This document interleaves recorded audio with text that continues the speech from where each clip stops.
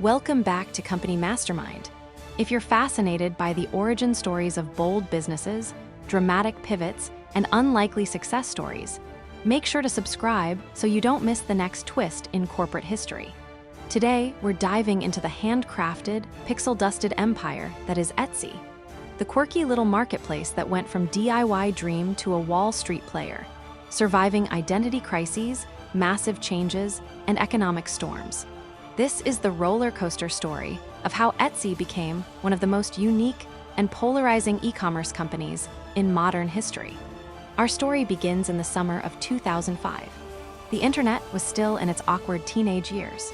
MySpace was king, Facebook was just starting to spread beyond college campuses, and the idea of trusting strangers on the internet to send you goods. That still made people nervous.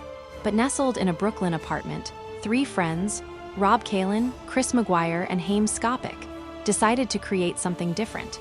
Kalin, a woodworker and painter, was frustrated by how hard it was to sell handmade goods online. eBay felt too chaotic. Amazon, too corporate. He wanted a marketplace with soul. So they built Etsy, a place that felt like a digital craft fair, where makers could sell their goods without needing to scale into full-on businesses. When Etsy quietly launched in 2005, it didn't try to be slick. It leaned into the messy charm of creativity. Sellers uploaded photos of hand-sewn bags, vintage trinkets, and jewelry that probably smelled like lavender and freedom. Buyers loved the vibe. The site exploded with indie energy. By 2007, Etsy had more than 450,000 users and nearly $30 million in sales. Investors started circling. But here, where it gets interesting, Etsy wasn't just growing, it was becoming a movement. Kalin wanted Etsy to be a company that stood for something, a business that rejected the normal profit at all costs mindset of Silicon Valley. He insisted on running Etsy like a co-op, focusing on community over scaling. In 2008, Etsy became one of the first tech companies to earn B Corporation certification, a rare signal that it would legally prioritize workers and society over shareholder profits. It was idealism with a hoodie and a business plan. But idealism doesn't always translate into revenue. By 2011, Etsy was losing focus. Growth was slowing. Competitors were catching up. And Kalin, the visionary founder, was ousted for the second time. Yes, he had been removed once before and rehired. But this time it stuck. The board brought in Chad Dickerson, an executive with a more traditional business background.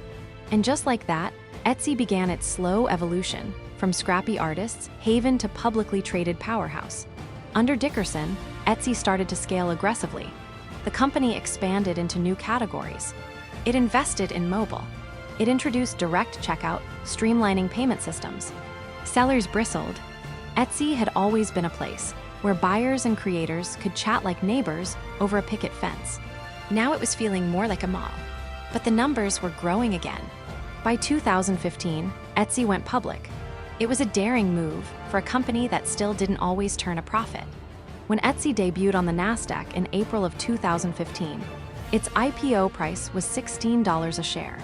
Within hours, it soared to $31. The world was watching. The media buzzed. Etsy had done the impossible.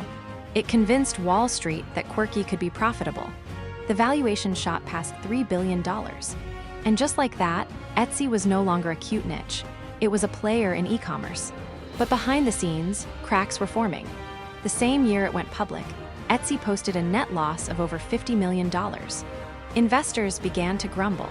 Competitors like Amazon were circling again, this time with a knockoff platform called Handmade at Amazon. Etsy's identity was under siege. Should it double down on handmade goods? Or open the gates to mass-produced products to please shareholders? In 2017, a hedge fund called Black and White Capital issued a scathing letter. They accused Etsy of being bloated, mismanaged, and directionless. The pressure worked. Chad Dickerson was ousted. Enter Josh Silverman, a sharp, pragmatic executive with experience at Skype and eBay. He wasn't there to preserve a legacy. He was there to make Etsy leaner, meaner, and more profitable. Silverman brought the knife. He slashed expenses, laid off staff, and killed experimental projects. He doubled down on paid advertising and seller tools. Etsy became a performance-driven machine. Gone were the soft-focus ideals of 2005. Under Silverman, Etsy focused on conversion rates, average order value, and algorithmic recommendations. And guess what? It worked. Between 2017 and 2020, Etsy's stock price more than tripled.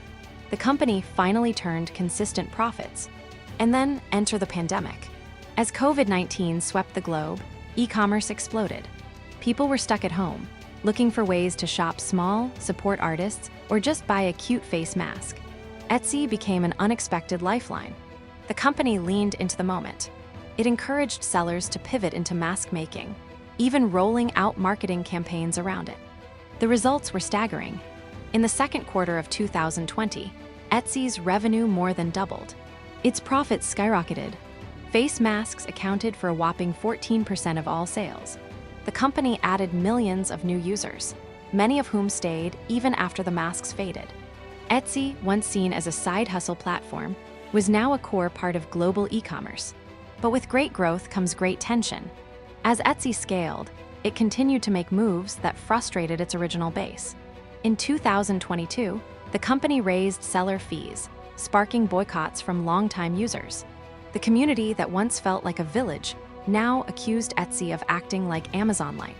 Some sellers even left the platform entirely, starting their own storefronts. And yet, Etsy kept growing. It acquired competitors like Reverb, a used music gear marketplace, and Depop, a fashion resale app popular with Gen Z. It was building an ecosystem, a creative commerce empire. So where does Etsy stand today? It's a company that's walked the tightrope between mission and margin, between cozy idealism and cold capitalism. It's no longer the sweet little indie bazaar of its early years, but it's not quite Amazon either. It lives in the in-between space, a hybrid of authenticity and ambition. In 2024, Etsy reported annual revenue over $2.5 billion. Its marketplace hosts millions of sellers across nearly every country on Earth. And while debates about its soul continue, one thing is undeniable: Etsy survived.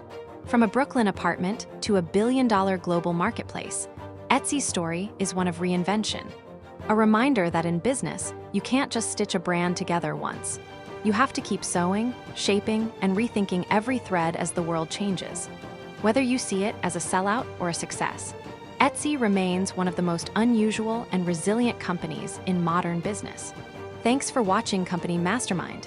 If you enjoyed this look into the story of Etsy, give it a like, leave a comment on what company we should cover next, and make sure to subscribe so you never miss another twist in the business world.